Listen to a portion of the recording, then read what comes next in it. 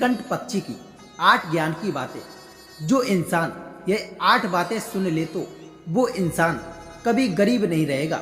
नमस्कार प्रिय मित्रों, स्वागत है आप सभी का आपके अपने YouTube चैनल जीवन ज्ञान स्टोरी में।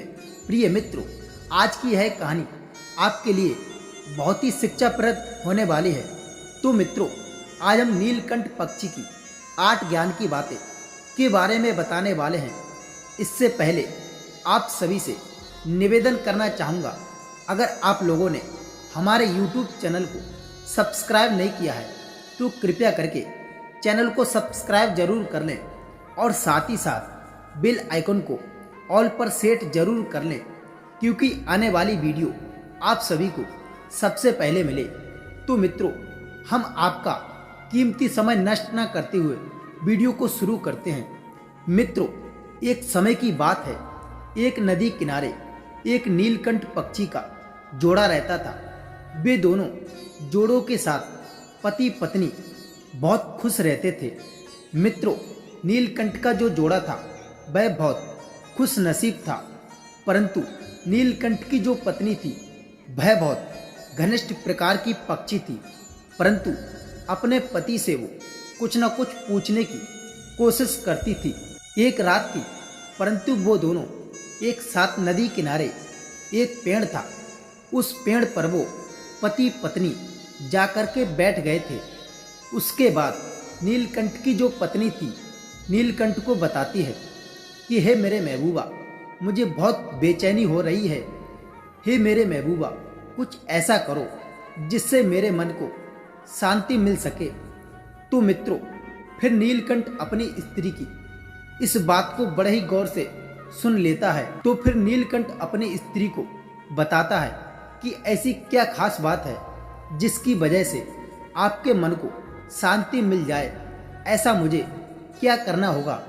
इस बात को सुनने के बाद नीलकंठ को स्त्री बताती है, हे मेरे महबूबा, मुझे कुछ अच्छी कहानी सुनाओ जिससे मुझे मेरे मन को शांति मिल सके। मित्रों, इस बात को समझ करके नीलकंठ कहता है, आज हम आपको एक ऐसी कहानी सुनाएंगे जिससे आपको मज़ा तो आएगा ही और आपको शांति भी मिलेगी। फिर उसके बाद नीलकंठ कहता है, आज हम आपको एक माँ और बेटे की कहानी सुनाएंगे जिससे आपके मन को शांति जरूर मिलेगी। फिर नीलकंठ की पत्नी कहती है, हे मेरे महबूबा, आप जितना जल्दी हो सके मुझे कोई धड़कती भड़कती कहानी सुनाओ। फिर नीलकंठ कहता है, जो कहानी मैं आपको सुनाने जा रहा हूँ यह कहानी माँ और बेटे की है। यह कहानी जो भी इंसान सुन लेता है वह कभी गरीब नहीं रहता है। मित्रों, यह बात बताने के बाद नीलकंठ अपनी पत्नी को कहानी सुनाने लग जाता है। नीलकंठ कहता है अपनी पत्नी से, यह कहानी जो मैं आपको सुनाने के लिए जा रहा हूँ यह कहानी बहुत ही ध्यान लगाकर सुनना। फिर नीलकंठ की पत्नी कहती है, अब आप अपनी कहानी को शुरू करो। फिर नीलकंठ कहानी सुनाने को लग जाता है और नीलकंठ अपनी पत्नी से कहता है, एक बहुत पुरानी बात है, एक नदी किनारे एक गांव था। उस गांव में माँ और बेटे अपने परिवार के साथ में ही रहते थे, परंतु उनके सिवा उस गांव में कोई और नहीं रहता था। उस माँ का जो बेटा था उसका नाम था गौरव। एक दिन उस माँ ने अपने बेटे गौरव को सब्जियां लेने को बाजार भेजा था, परंतु गौरव बाजार पहुंचकर अपने मनपसंद सब्जी को उसने खरीद लिया था। उसके बाद गौरव अपने घर पहुंच गया। उसने किचन में सब्जी का थैला रखा और माँ को आवाज़ देने लगा। आवाज़ देने से पहले नीलकंठ की पत्नी कहने लगी, आप यह कहानी बहुत अच्छी सुना रहे हो। वास्तव में मेरे मन को अभी से ही शांति मिलने लगी और मेरा मन हल्का होने लगा। फिर नीलकंठ कहता है अपनी पत्नी से, अभी तो यह कहानी शुरू हुई है, अभी यह कहानी को तुम मन लगाकर इसे ध्यानपूर्वक सुनना। हम आपको 8 ज्ञान की बातें बताएंगे जिससे आपको पता लगेगा कि इस कहानी में ऐसा क्या है। फिर नीलकंठ वहीं से शुरू कर देता है। माँ उसके छोटे भाई को कमरे में बैठकर होमवर्क करा रही थी, परंतु जो माँ थी उसका बड़ा बेटा गौरव 20 साल का था और उसका छोटा भाई बादाम 15 साल का था। परंतु बड़े होने के कारण माँ उसके घर के छोटे मोटे काम करवाने लगी थी, जैसे दुकान से सामान लाना, बाजार से सब्जी लाना, बगीचे की साफ सफाई करना, अपनी साइकिल धोना, अपना कमरा साफ करना, बड़े कपड़े पर प्रेस करना या फिर छोटे मोटे उसकी अपने बड़े बेटे से सारा काम करवाने लगी थी। परंतु गौरव काम तो करता था, लेकिन उसके मन में हमेशा रहता था कि मुझे इतना काम करना पड़ता है और इसके बदले में कुछ भी नहीं मिलता है। आज उसने सोच रखा था कि इस बारे में अपनी माँ से बात करेगा, लेकिन उसकी हिम्मत ही नहीं हुई जिसकी वो अपनी माँ से बात कर पाए। इसलिए उसने एक कागज़ में सब कुछ लिखकर माँ को देने का मन बनाया। कुछ देर बाद वह कागज़ लेकर अपने कमरे में गया जहाँ उसकी माँ बादाम को होमवर्क करा रही थी। उसने चुपचाप कागज़ माँ के सामने बढ़ा दिया और माँ के कागज़ लेते ही कमरे से बाहर आ गया। फिर माँ उस कागज़ को पढ़ने लगी, परंतु उसमें लिखा था, माँ मैंने इस सप्ताह जो भी काम किया है उसका हिसाब इस कागज़ में लिख रहा हूँ। बाजार से सब्जी लाने के 50 रुपये, बगीचे की साफ सफाई के 20 रुपये, कपड़े प्रेस करने के 10 रुपये, साइकिल धोने के 5 रुपये, अलमारी सेट करने के 5 रुपये, कुल हिसाब 90 रुपये का है। माँ मुझे इन कामों के जो भी पैसे बने हैं वो पॉकेट मनी के रूप में चाहिए। आखिर कोई भी काम मुफ्त में नहीं किया जाता है।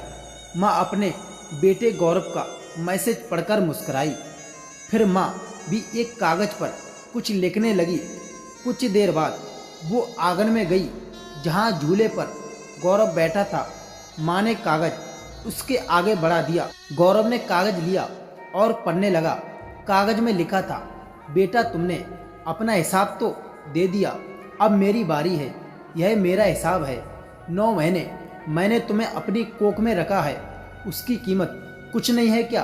तुम छोटे पर भूखे रहते थे तब मैं तुम्हें अपना दूध पिलाती थी, उसकी कीमत कुछ नहीं है। तुम छोटे थे तब तुम्हारा ख्याल रखने की उसकी कीमत कुछ नहीं है।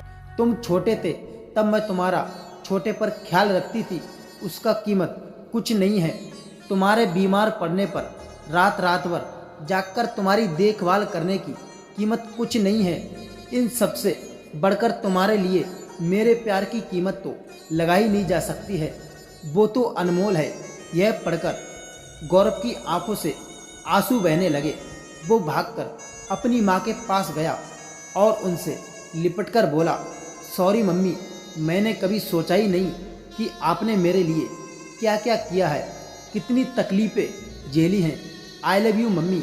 उसने वो कागज़ लिया। तब नीलकंठ बोला अपनी पत्नी से, सुन ली आपने यह कहानी? नीलकंठ की पत्नी बोली, हाँ मैंने यह कहानी तो सुन ली है, परंतु बहुत अच्छी भी है। अब मुझे मेरे मन को सुख शांति मिल गई है। फिर नीलकंठ ने कहा, अभी तो 8 ज्ञान की बातें बाकी हैं। अगर इन बातों को सुनोगी तो आपको और भी ज़्यादा मज़ा आएगा। फिर नीलकंठ की पत्नी कहने लगी, हे मेरे महबूबा, आप जल्दी से ये 8 ज्ञान की बातें कौन सी हैं यह भी सुना दो। फिर नीलकंठ बोला, तो फिर सुनो। नंबर 1, ज्ञानी वो व्यक्ति नहीं होता जो बहुत सी बातें जानता है, बल्कि ज्ञानी तो वो होता है जो काम की बातें जानता है। ज्ञान एक ऐसी विलक्षण है जिसके आगे दुनिया की बड़ी बड़ी ताकत को भी झुकना पड़ता है। ज्ञान को हमेशा प्राप्त करते हुए और अधिक बढ़ाना होता है, नहीं तो पहले अर्जित किया ज्ञान धीरे धीरे गायब हो जाता है।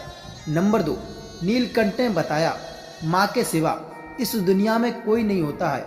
हमारी माँ पहले सबसे अच्छी दोस्त है। वह हमारी हर बात समझती है और वह जो हम नहीं कह पाते हैं उस बात को समझाती और सिखाती है। जब हम उदास महसूस करते हैं तो उसका कंधा हमेशा हमारे साथ होता है। वह हमारे साथ हंसती है, हमारे साथ खेलती है, हमारे साथ बाहर जाती है और हमारे साथ आनंद लेती है। नंबर 3, नीलकंठ ने यह भी बताया, माँ और बेटे के लिए एक अच्छी बोली क्या है? बेटे के प्रति माँ के प्यार में एक स्थायी कोमलता होती है जो हृदय के अन्य सभी स्नेहों से परे होती है। नंबर 4, जिंदगी हमेशा याद रखना, यह दुनिया मतलब पर चलती है। जो लोग सुबह में सूर्यों को देखकर बहुत ज़्यादा खुश हो जाते हैं, वही लोग दोपहर में सूर्य को तेजी से चमकते देख नफरत करते हैं। नंबर 5, जीवन में जो आपके साथ रहकर भी आपके साथ छल करे, उससे बड़ा इस दुनिया में आपका दुश्मन कोई नहीं है। और जो आपके मुंह पर आपकी गलतियां को, आपकी कमियों को बता दे, उससे बड़ा दोस्त और कोई नहीं होता है। नंबर 6, जो बुरा लगे उसे त्याग कर दो, फिर चाहे वो विचार हो या फिर क्रम हो या मनुष्य हो। समाज के डर से अपने फैसले मत बदलना, क्योंकि समाज सिर्फ नसीहत देता है, कभी भी खाने की रोटी नहीं देता। नंबर 7, हमेशा अच्छे के साथ अच्छा रहे पर बुरे के साथ बुरा ना रहे, क्योंकि आप पानी से खून तो साफ कर सकते हैं, लेकिन कभी पूरे जीवन में खून से खून कभी साफ नहीं कर सकते हैं। तो दोस्तों, नीलकंठ ने यह 7 बातें बता दी, परंतु 8वीं आखिरी बात रह गई। लेकिन यह जो 8वीं बात है, यह नीलकंठ के ऊपर ही है। फिर नीलकंठ की पत्नी कहती है, हे मेरे महबूबा, आप यह भी बात को सुना दो, आखिर 8वीं बात कौन सी है?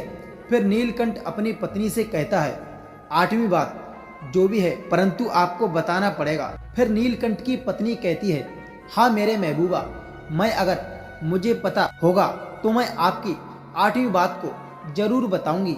अगर मुझे नहीं पता होगा तो मैं आपके पैर छूकर माफ़ी मांग लूंगी। फिर नीलकंठ कहता है, ठीक है, आप यह 8वीं बात को ध्यान पूर्वक सुनना। फिर नीलकंठ कहता है, अच्छा बताओ 8वीं बात क्या है? नीलकंठ की राधा कौन है? फिर नीलकंठ की पत्नी ध्यान से सुनती है और हंसने लग जाती है। फिर नीलकंठ से कहती है, हे मेरे महबूबा, यही 8वीं बात थी।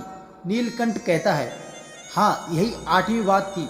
फिर नीलकंठ की पत्नी नीलकंठ के पैर छूकर माफ़ी मांग लेती है और कहती है, हे मेरे महबूबा, मुझे तो पता नहीं है, आप ही बता दो। फिर नीलकंठ इस बात को बताने लग जाता है। उत्तर यह है, मोर की गर्दन नीली थी, इस चल लेखक ने उसका नाम नीलकंठ रखा। मोरनी हमेशा मोर के साथ साथ उसकी छाया में रहती थी, इसलिए उसका नाम राधा रखा था। तो दोस्तों, यही थी आज की ज्ञानवर्धक व शिक्षाप्रद कहानी। आपको कैसी लगी हमें कमेंट द्वारा जरूर बताएं। और दोस्तों, आपको वीडियो अगर अच्छी लगी हो तो वीडियो को लाइक जरूर करें। और दोस्तों, हमारे इस चैनल की नई नई वीडियो देखने के लिए चैनल को सब्सक्राइब जरूर करें।